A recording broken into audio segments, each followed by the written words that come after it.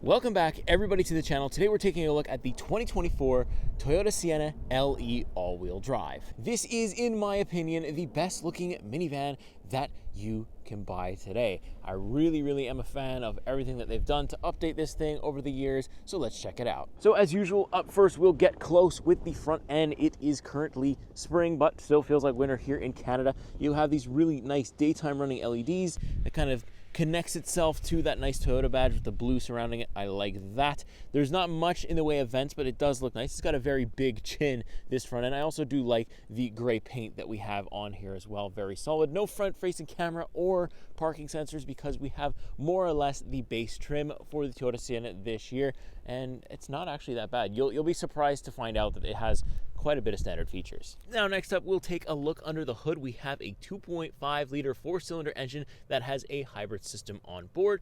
That is going to give us 245 horsepower, 176 pound-feet of torque. We're also getting that eCVT transmission.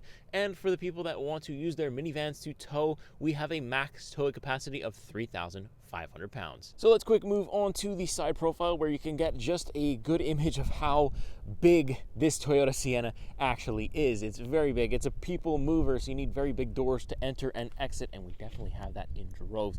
It is absolutely excellent to look at. Let's get a little bit closer. We have these nice, I like the rims on this thing, very basic, but they're still stylish as much as you can style a minivan, which is very nice. We do have a blind spot detection on our relatively large mirrors here, which is nice. There's no keyless entry for the model that I'm testing this week, but we do have this button here that I can press to open the door. It's automatic, very nice. I'll hop in just a little bit later, but yeah, overall I like the way that this looks. Very cool, very big, very nice. And let's move over to the back where you could see the effectiveness of the rear wiper. It's just enough that we can see everything we need to see from the outside. I got a huge gust of wind that blew a whole bunch of snow as I was parked here filming.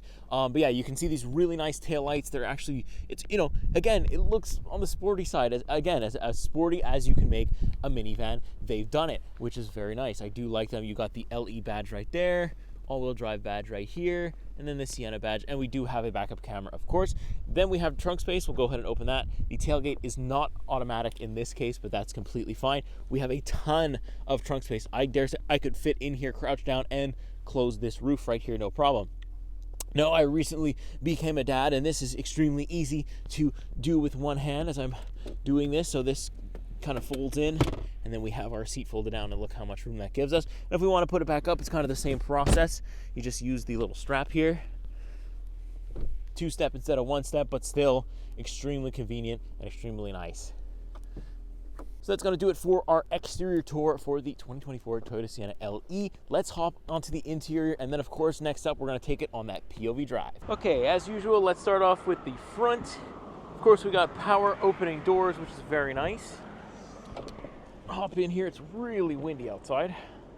Then we press this button right here, and it's going to close the door for us here. We can kind of get out of that wind noise. Boom, very nice. We have privacy screen right here. The windows actually are automatic back here, which is a nice touch. And then I've just got room for absolutely days and days and days. And you can see just how far I can put my foot here. It's like pickup truck, kind of full-size pickup truck space. And then I have a cup holder there. This middle seat can come out, and then there's cup holders underneath of it. This middle seat is a little bit on the hard side, but still good because you can see 8 people in here. Third row is just back there, which we do fit in very nicely. Actually pretty well. I mean, I don't know if I would do a road trip back here, but definitely could spend some time, no problem. Then we have a 2 USB ports here, USB-C and USB normal. It says the Sienna thing there. A little bit of pocket storage here for the back of the seats. I like the Sienna logo on the back here too. We're missing a sunroof, but we don't need it because we have our HVAC controls here. I can turn them on to auto, and then I can have the mode where I want it to come from, or just auto, and then I can turn it off if I want it cooled or whatever. And then because the vents are back here as well, so very, very nice. I feel so comfortable here, no problem. These actually recline. You can see this seat right here is a little bit on the recline side anyways. So they recline back and forth, and I can also move them forward and back to allow access to the third row, which is very good as well. But yeah, plenty of storage back here, plenty of leg room back here. This is the ultimate people mover, especially if you're not driving. But speaking of driving, let me show you what's up front in the interior let's check that out next. Okay, next up we have the front seat. We don't have any memory seat settings or anything like that. I like the nice like wood trim though that we have here. Let's actually hop in and close the door. Nice Toyota steering wheel. I actually am a pretty big fan of the way that the steering wheel feels, the way it looks, the size and everything. It's very, very nice for me. The only thing is that the heated steering, we do have it, which is very nice, but it only kind of kicks in on the left and right side. The top and bottom is pretty cold all the time, so you just got to keep your hands here if you want to keep them warm. But yeah, I have some basic controls here. This is to navigate my little digital part of the gauge cluster up there. I got some media controls, then I have my cruise control stuff back here, and I can also skip the track. So the media controls are kind of split between two hands, which is cool.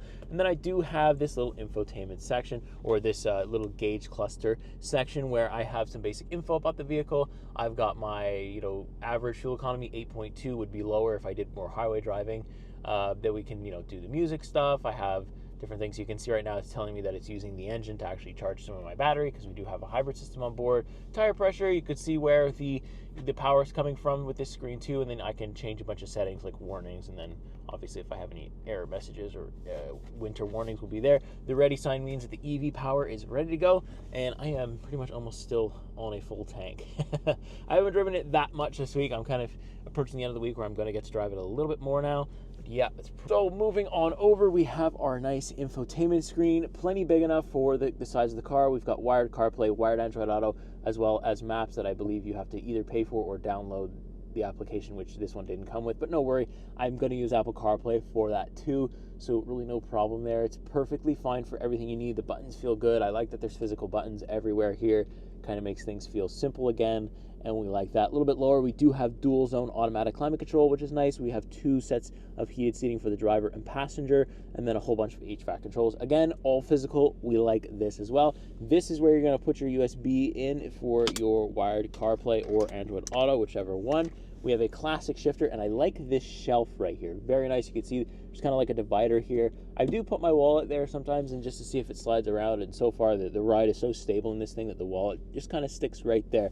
Then we have this classic old, it looks like, it looks old. It looks a little bit dated, but you don't need to go fancy, especially when you're just trying to move people around. This is perfectly fine. Classic. You know how to use it right away. We've got 1 cup holder, 2 cup holder, 3-4 cup holders right here, and then this thing. I like this wood trim too along the whole shelf and along this. Really nice, splits up the interior. This is definitely not a boring interior. As you can see here, I have like, different types of colors. The seats are very basic gray, but they're plenty comfortable, which is, kind of the thing you're going for. In terms of buttons, I've got drive mode buttons. I have eco mode, I have a sport mode, and I have a normal mode, and then I can turn it into EV mode, but I believe it kicks out around like 15 kilometers, something like that. You can't go very fast in full EV mode, but you can go. Then I have a ton of storage. I have this here, boom, and then I have all that under there, which is ridiculous. It's like just endless storage. Toyota left us this in the vehicle. Here we go. You can see what's new for 2024 if you want to pause and read that. That's really cool.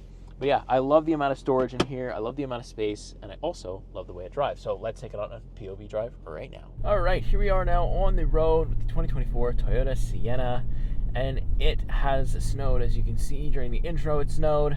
And it's just a great time. But, there's not a lot of snow on the road. But, if there was, I have all-wheel drive in this thing, which is fantastic.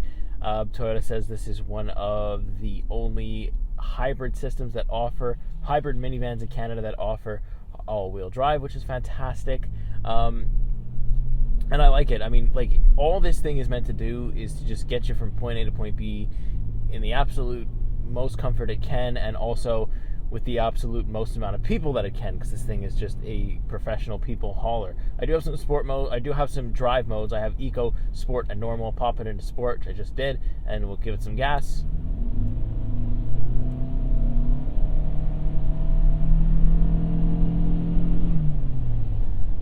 Getting up to highway speeds is not going to be a problem, right? That's all you really need a minivan to be fast enough to do. I'm not trying to win any races with 245 horsepower.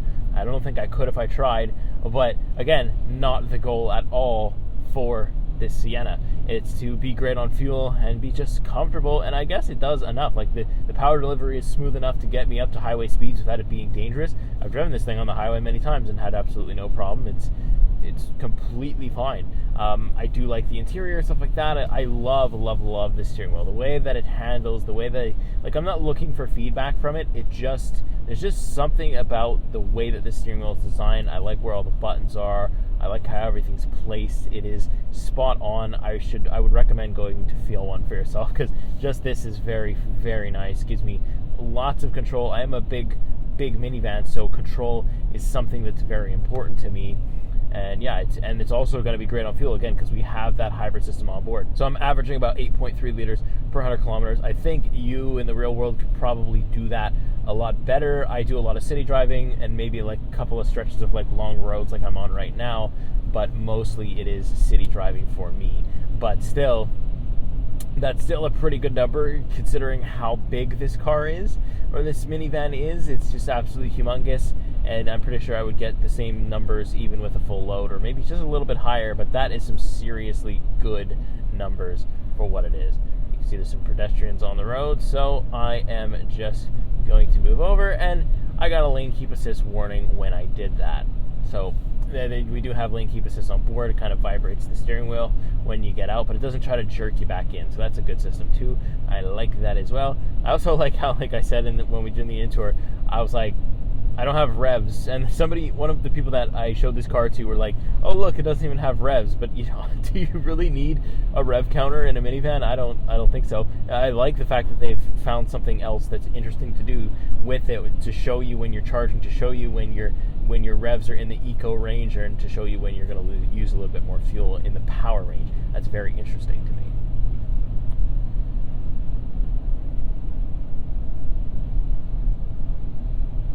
I also like that when I'm slowing down for stop signs or just coasting in general, like, so I'll get up to speed here a little bit, give it some beams, and then if I let my foot off the gas right now and I start coasting, it completely turns the engine all the way off, which is really nice. And then if I pick back up on my foot, it goes. So it really does its best to save as much fuel as possible by just shutting the engine off when you're coasting, especially when you're on the highway, stuff like that. If you can coast there, or even going down a hill, it's really just going to put some power back into that battery and then just deliver it to you later, which is very nice. I do have a dedicated EV mode, but you can't really go. That's really meant for parking lots and like really, really, really slow driving. So I wouldn't use that all the time there. But still, I think there's something to be said about the fact that this is basically the base model, and Toyota was comfortable enough to give it to me because it's got a lot of the basic features that you need. I've got my blind spot, I've got heated seats, I've got heated steering, I've got a whole bunch of space, I've got wired CarPlay, wired Android Auto. Like, I have so many things at my disposal that are just decent and good to have and just necessities, I feel like, especially if you're driving in the winter in Quebec, in Canada, or with snow in general. And then just to add it, just to make it that much nicer, we also have the all-wheel drive. You don't have to get this in all-wheel drive, and then that would truly be the base model. But the fact that this does come in all-wheel drive just gives you that confidence to drive your 8 passengers around with absolutely no problem. So yeah, I think I'm going to go ahead and round it up there for the Toyota Sienna. There really isn't much go over there. Like I said, there's not a lot of sporty driving. This is very much feature-based when it comes to vehicles. It's very much feature for feature. What do you get? What is there? And it's got literally everything you need in its base model. I think it's a great people mover. I haven't always been a minivan guy. I've had a couple of bad tastes for minivan, but I can say that the Toyota Sienna has kind of changed that. I don't think they're so bad, and I think this is going to be put to great use with people with large families or large hauling needs. So with that being said, I'll go ahead and get out of here. Make sure you like, subscribe, watch another video if you like this one. I'll see you the next week. See you in the next car. Take care.